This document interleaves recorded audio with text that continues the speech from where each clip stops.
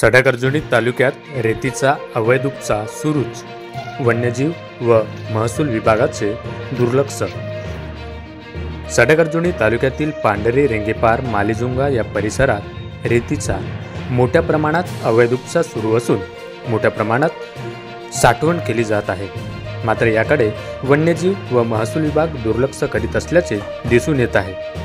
आता काही दिवसातच पावसाळ्याला सुरुवात होणार असल्याने पावसाळ्यापूर्वीच अवैध उपसा करून साठवणूक करण्याचे काम तालुक्यातील रेती माफिया करीत आहे। विशेषतः ज्या ठिकाणाहून अवैध रेती उपसा सुरू आहे हा प्रादेशिक वन विभाग व नागझिरा अभयारण्याला लागून असल्याने हा परिसर कोर झोनमध्ये येतो। त्यामुळे वन्य प्राण्यांच्या जीवाला धोका निर्माण झाला आहे।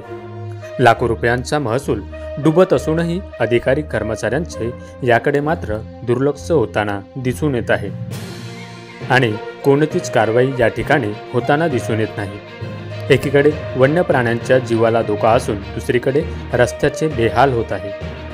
रेती माफिया रात्रीच्या वेळेस रेतीचा उपसा करून ट्रॅक्टरने वाहतूक करीत आहे।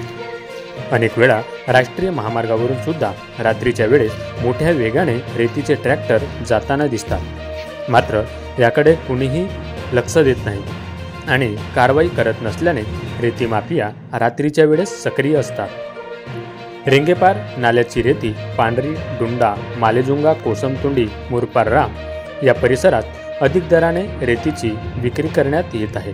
त्यामुळे या प्रकरणाची चौकशी करून योग्य ती कारवाई करण्याची मागणी परिसरातील नागरिकांनी केली आहे।